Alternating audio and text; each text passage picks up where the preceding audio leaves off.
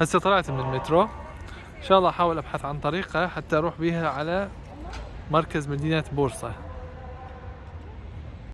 اعزائي انا كنت قبل شوية هناك التلفريك مال البورصة، تنزلون من هنا بهاي الجهة. هنا اكو موقف مال باصات، منها تقدرون تركبون باصات الى كوزهار، وتقدرون همين تأجرون تاكسي من هنا لان المكان قريب نوعا ما، واكو موقف تاكسيات قريب من التلفريك. تستغرق الرحلة بالباص حوالي 20 دقيقة. أعزائي نزلت بمحطة اسمها إنيغول تشارشسة، باص رقم إما اس 1 أو 15A أو 15B. تقدرون تسألون الناس عن الموقف أو تقدرون تستخدمون تطبيق ترافي. هذا التطبيق كلش راح يفيدكم سواء بزمير أو اسطنبول أو بورصة. راح نمشي حوالي 100 متر حتى نوصل للسوق. مدخل السوق يصير بعد بنك البركة.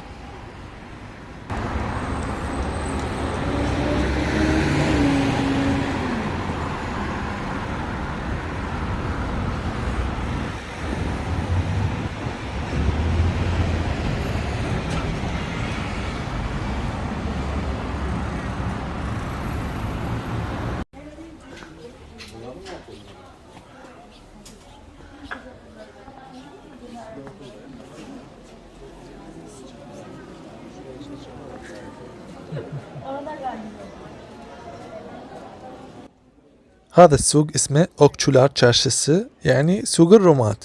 ما أعرف صراحة شنو سبب تسمية هذا السوق بهذا الاسم.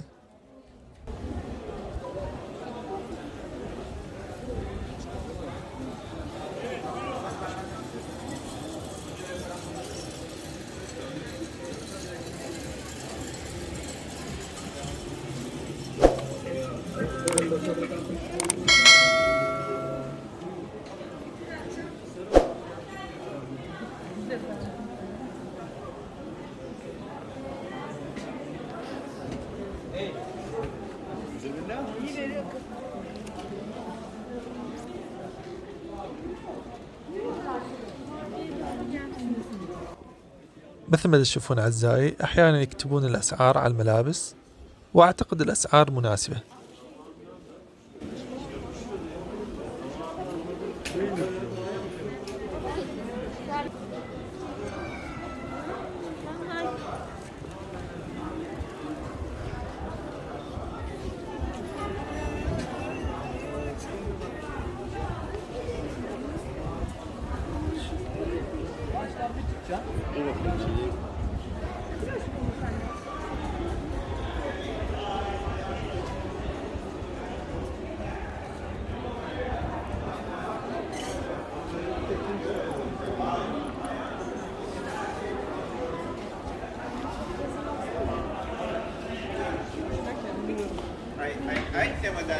Modeller yine indirimde bakın. Yok abi. Buyurun. Aynı beyler.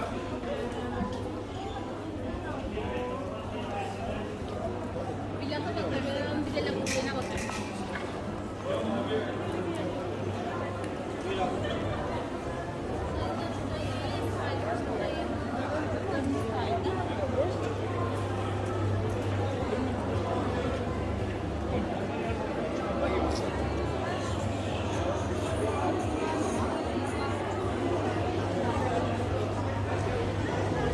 مسوي تخفيضات شغلات.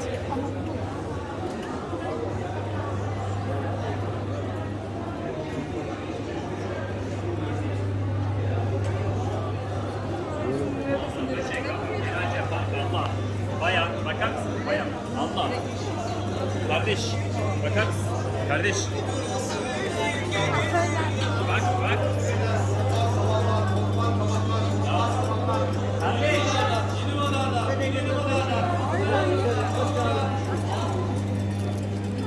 Bana senin işte diyor nasıl yapalım?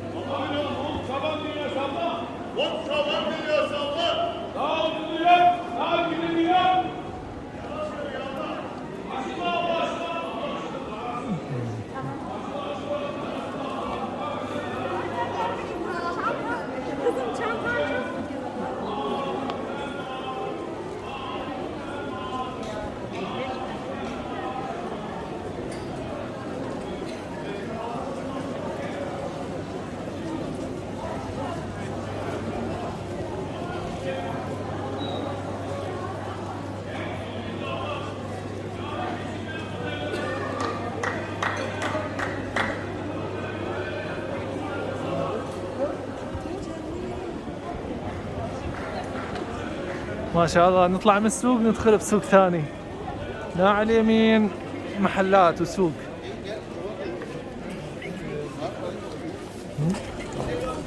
نمشي قدام هنا مكتوب عليه أوزون تشارشة، السوق الطويل. وهنا على اليسار همينك ما شاء الله محلات.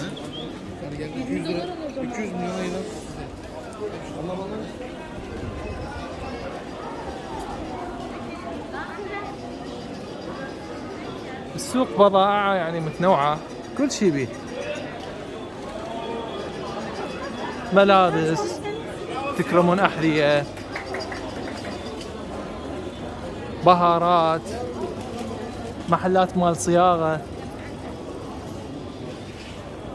يعني حسب ما دا أشوف الأسواق كلها متصلة ببعضها. يعني أطلع من الأوكتشولار تشارشة أفوت بالأوزون تشارشة وبعدها الكابالي تشارشة. أنا كلها دا أمشي بصورة مستقيمة، يعني ما يتيه إن شاء الله. مثل ما تشوفون أعزائي، هاي ملابس مال محجبات، لأنه تعتبر بورصة من المدن المحافظة الملتزمة دينيا هنا بتركيا.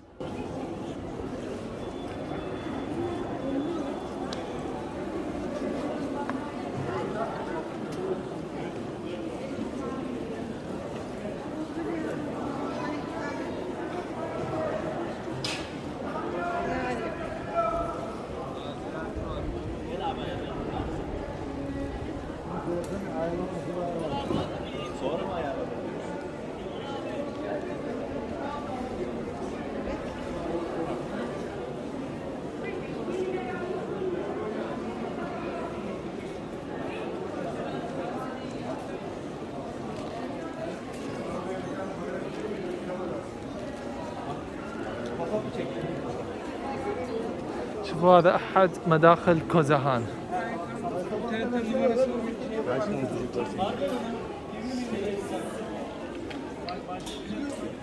هنا همين اكو محلات kapalı çarşı. Ha, tamam, kapalı çarşı.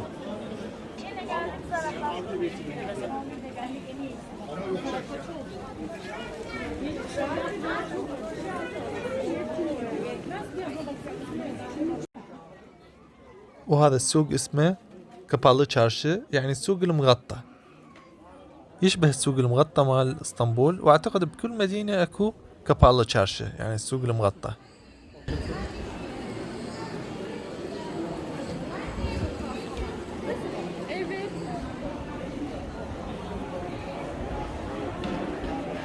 هنا عبارك الكابالي تشارشي مختص بالذهب يعني على الأغلب. في تشوفون محلات هاي مال تجميل، بس أغلبيته ذهب حسب ما دا أشوف.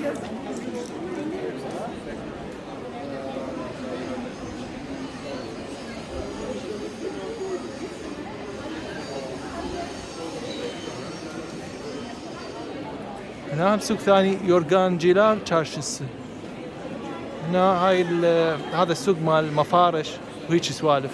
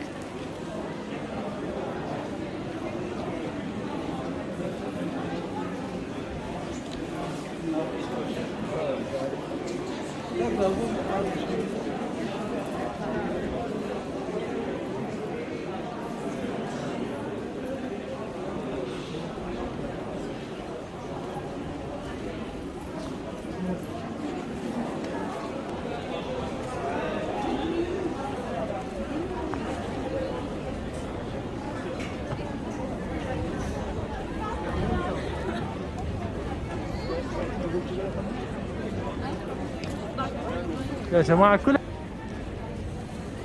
وهنا همين سوق، والله بصراحة حيرة واحد وين يروح. ما شاء الله كلها سوق ببطن سوق.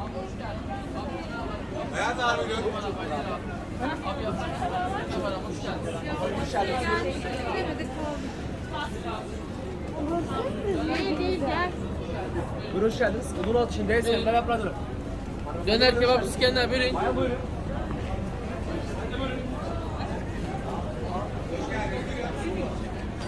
هنا همين سوق.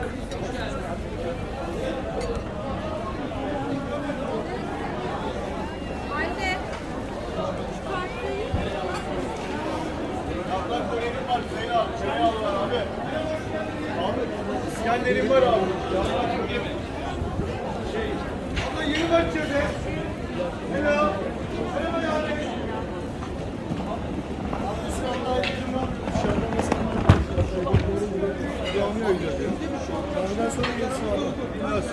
Abi dışarıda lojyer var. Abi içeride de yerim var, içeride de yerim var abi. Dışarıda oturun.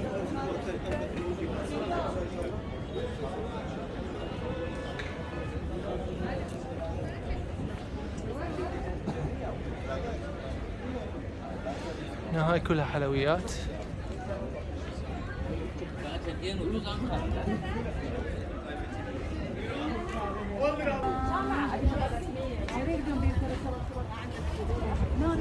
هذا هو نفس الشيء. وهذا هو الأولو جامي من جوامع بورصة المشهورة المعروفة.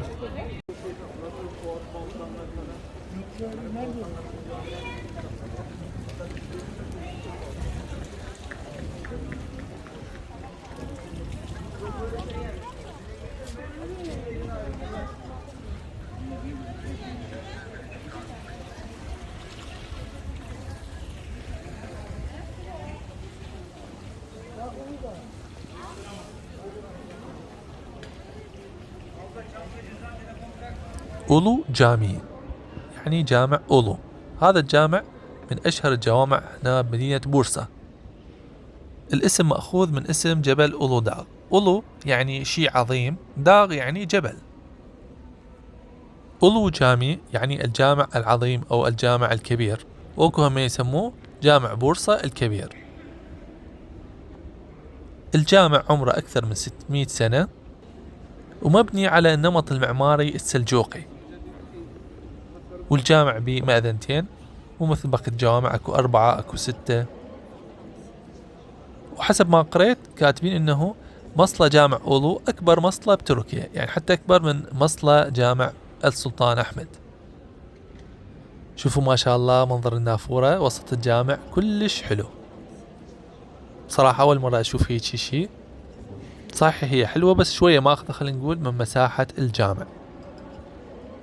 وهاي الزخارف والمخطوطات ما شاء الله كلش حلوة.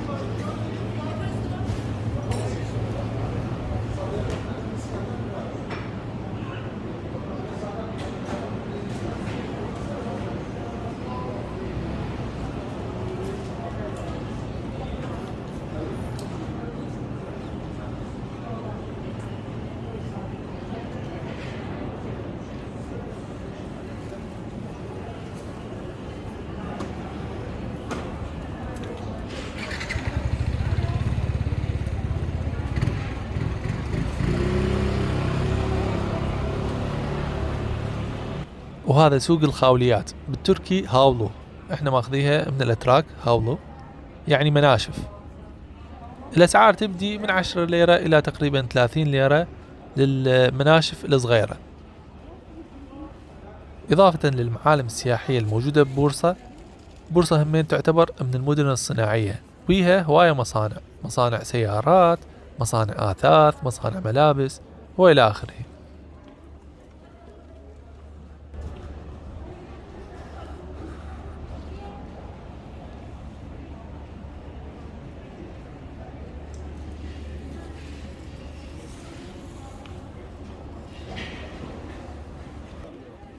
هذا السوق اسمه كابالو باكرتشيلار تشارشسي، يعني سوق النحاس المغطى.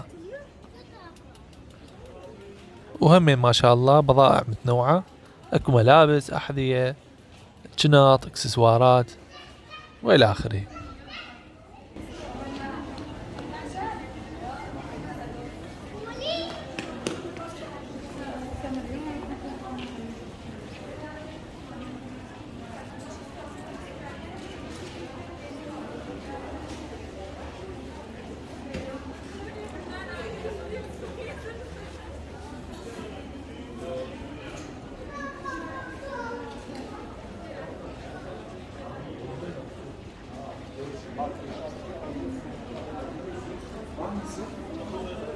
شوف هذا المحل يبيع ملابس مكتوب عليها بيوك بدن، بدن يعني حجم، يعني بيج سايز او احجام خاصة.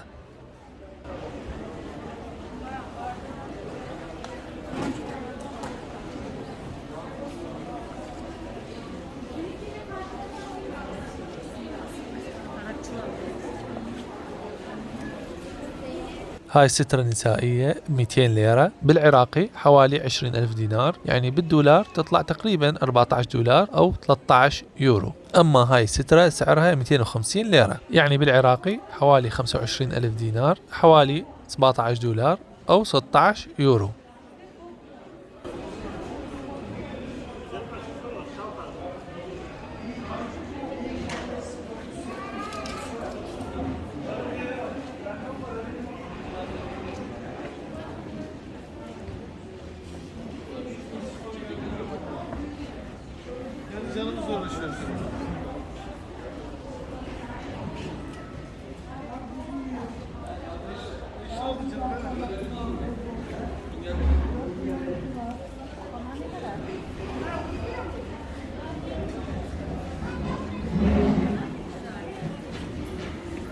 طيب وبيومو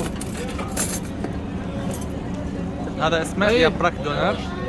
اها هاي يخلون أذن يابراك دونر، يخلون هنا حطب.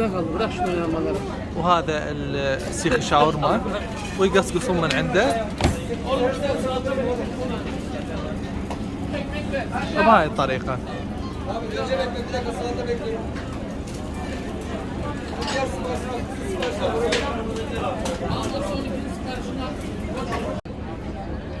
من نطلع من بورصة لازم نجرب أكلهم، أكل بورصة. بورصة معروفة بالإسكندر كباب وأعتقد باليابراك دونر، أذن يابراك دونر. هاي الأكلة اسمها يابراك دونر. الدونر أو الشاورما يسووها على الفحم. هاي الشيء المميز بيها. ومعروفين أيضا بالإسكندر كباب. أنا قبل يعني هواية يعني مجربة هواية الإسكندر كباب، فحبيت أغير أجرب اليابراك دونر. سعره 45 ليرة، 150 جرام لحم. نقول بسم الله، نبدي ونقول بسم الله.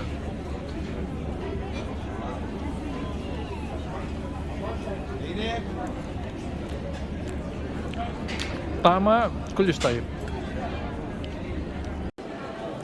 هذا المكان اسمه اسكي إباكهان، يعني الخان الحرير القديم.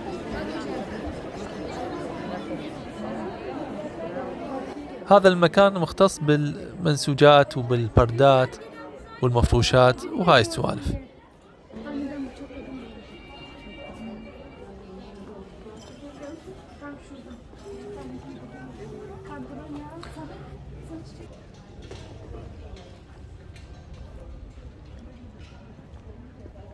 يعني عدة شغلات.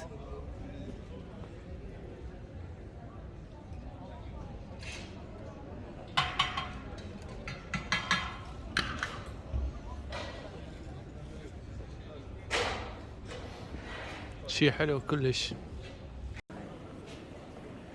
هذا السوق اسمه يرالتı çarşısı، يعني السوق تحت القاع. المدخل مالته من السوق المغطى الكابالو çarşı.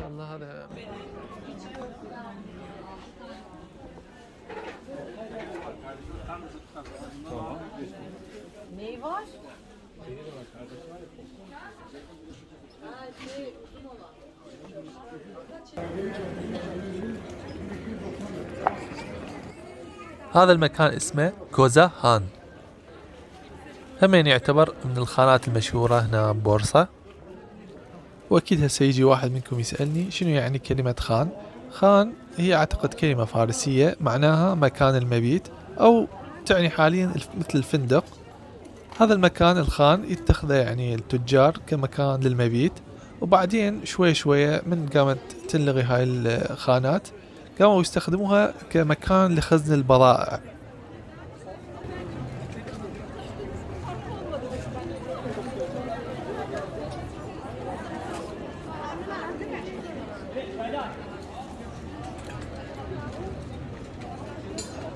واحنا همين بالعراق عندنا هاي الكلمة معروفة عندنا، لأنه كان العراق تحت حكم العثماني فأخذنا هاي الكلمة.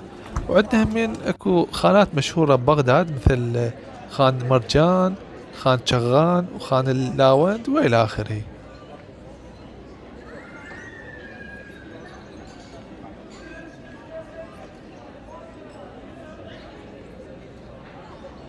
هسه حاليا هذا الخان دي يستخدموه كمحلات تجارية وهمين بكافتريات.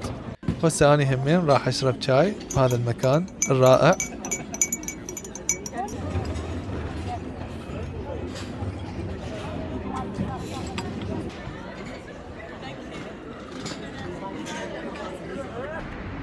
من أجل العودة من نفس المكان من هنا يعني جول çarşısı، نروح بهذا الاتجاه بعدين على اليمين. وصلنا لهذا برج الساعة، نروح بهذا الاتجاه ونعبر جهة اللخ، نوصل لأقرب موقف باصات، نركب نفس الباصات 15A 15B. موقف الباصات قريب من ماركت LC وايكيكي. ركبت باص اس 2 من موقف باصات هيكل، ونزلت بهذا الموقف الباصات تلفريك اللي هو هذا. شوفوا هذا هو تلفريك بورصة. استغرقت الرحلة بالباص إلى تلفريك حوالي ربع ساعة. يعني الحمد لله سويت لي جولة سريعة بالسوق وبالتلفريك وخلص اليوم. وهسه انتظر باص رقم F3 من نفس المكان اللي نزلت بيه يم التلفريك حتى ارجع بيه على مودانيا واركب ان شاء الله العبارة اللي راح ترجعني على اسطنبول.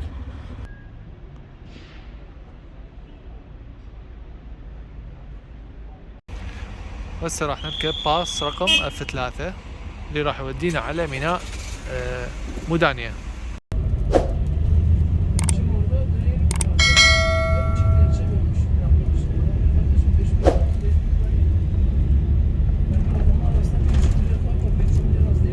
والآن حان وقت العودة إلى اسطنبول. وصلنا إلى ميناء مودانيا وهسه راح نركب العبارة إلى اسطنبول. نزلنا من الباص الأصفر وهسه راح نتوجه إلى ميناء مودانيا حتى نقطع التذاكر ونرجع إلى اسطنبول. حاليا هاي آخر رحلة الساعة 7:30 هذا اليوم. إن شاء الله راح نوصل بإذن الله الساعة 9:30 مساء إلى اسطنبول.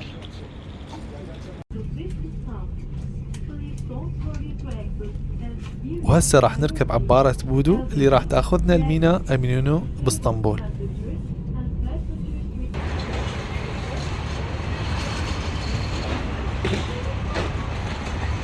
أتمنى إن شاء الله يكون الفيديو عجبكم. لا تنسون تدعمونا باللايك بالشير والسبسكرايب، وانتظرونا بفيديو جديد. تقبلوا تحياتي.